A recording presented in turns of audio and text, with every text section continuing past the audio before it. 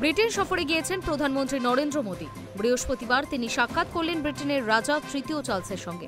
তাকে একটি গাছ উপহার দিলেন প্রধানমন্ত্রী। উপহার হিসেবে সোনোমা ডাভ ট্রি দেওয়ার পিছনে আসলে রয়েছে মোদীর এক পের মাকে নাম কর্মসূচি। স্যান্ডরিংহাম হাউসে সাক্ষাৎ হয় চার্লস মোদীর। এই গুরুত্বপূর্ণ সফরের পর মোদীর পরবর্তী গন্তব্য মালদ্বীপ। এদিন বিদেশ মন্ত্রকের মুখপাত্র রণধীর জয়সওয়াল জানিয়েছেন, রাজার সঙ্গে দ্বিপাক্ষিক বৈঠকে দুই দেশের সম্পর্ক নিয়ে বিস্তারিত কথা হয়েছে।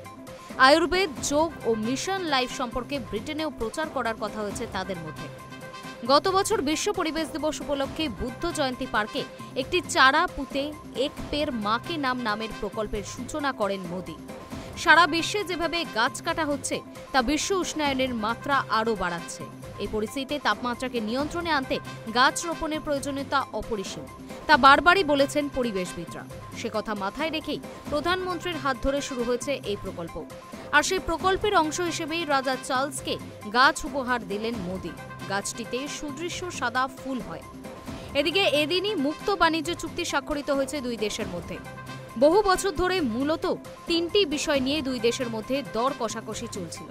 অবশেষে এদিন ব্রিটিশ প্রধানমন্ত্রী কিয়ের স্টারমারের সঙ্গে সাক্ষাতের পর দুই রাষ্ট্রনায়ক স্বাক্ষর করলেন বহু প্রতীক্ষিত এই চুক্তি।